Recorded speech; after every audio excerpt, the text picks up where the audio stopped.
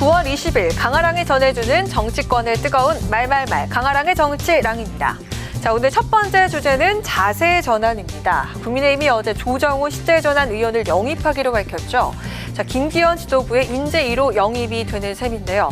이와 함께 시대전환과의 합당도 추진하기로 했습니다.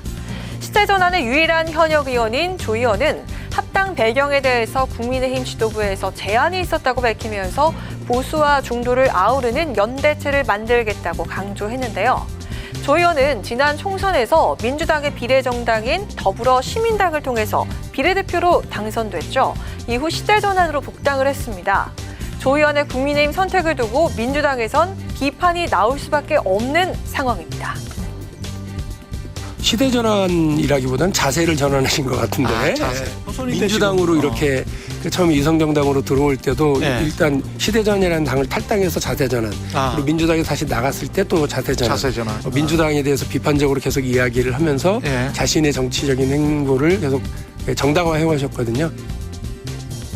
네, 비판적인 시각은 국민의힘 내부에서도 나오는 상황인데요. 허은하 의원은 당 지도부가 이번 인재 영입을 통해 민주당 출신도 끌어안는 너그러움을 보였다고 밝히면서 당내 이견에도 너그러워져야 한다고 꼬집었습니다. 국민의힘을 선택한 조 의원을 향해서도 우리 정치가 염치가 있어야 한다면서 지적했습니다. 김재현 최고위원은 조 의원이 김기현 지도부의 인재 영입 이론에 대한 물음에 불편한 심기를 내비쳤습니다. 비례정당, 우리가 가장 비판했던 당시의 어떤 대체정당 그런 부분으로 시작을 했고, 그걸 또 탈당을 했어요. 네. 그러니까 정치적 신념이 무엇인가에 대해서 많은 비판을 했었는데, 우리 당에서 영입을 하는데 인재 영입 1호로 내세우기에는 조금. 네, 국민의힘 관계자는 당내 비판적인 분위기를 의식한 듯 지난 정부에서 일한 유능한 인사들을 영입한 데 대해서 의미가 있다면서 중도 외연 확장의 일환이라고 강조했는데요. 영입 인사로는 노무현 정부 출신의 인사인 조광안 전 남양주시장과 문재인 정부 출신 인사인 김현준 전 국세청장 등이 포함됐습니다. 총선을 200여일 앞두고 국민의힘은 22대 총선 인사 영입에 대해서 경제와 험지 그리고 외연 확장에 방점을 찍은 모습입니다. 이어서 두 번째 주제, 문재인 전 대통령은 큰 어른입니다. 자, 어제죠.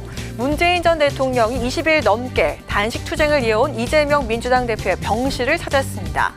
문 전 대통령은 이 대표에게 단식을 통한 진정성을 충분히 보여줬다면서 이제 중단하라며 설득했는데요.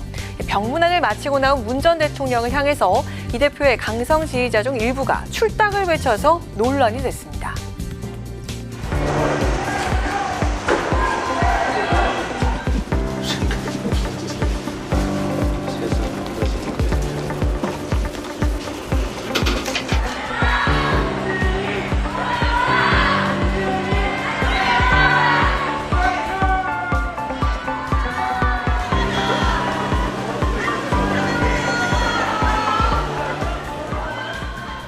이 대표는 자신을 병문안 온 문 전 대통령을 향해서 출당 요구를 한 일부 강성 지지자들 강도 높게 비판했는데요. 문 전 대통령은 당의 큰 어른이라면서 당의 분열은 상대가 바라는 일일 뿐이라고 강조했습니다. 두 사람의 만남을 두고 이준석 전 국민의힘 대표는 이렇게 평가했습니다.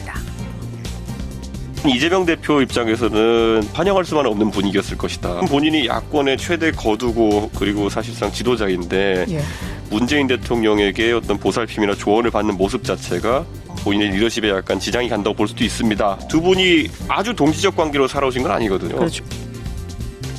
네, 이준석 전 대표는 이재명 대표의 입장에선 환영할 수만은 없었을 거라고 밝혔습니다. 이재명 대표의 리더십에도 영향이 있을 거라고 분석했는데요. 이에 대해서 이원욱 민주당 의원은 문 전 대통령이 당연히 갈 자리에 간 것이라고 강조했습니다.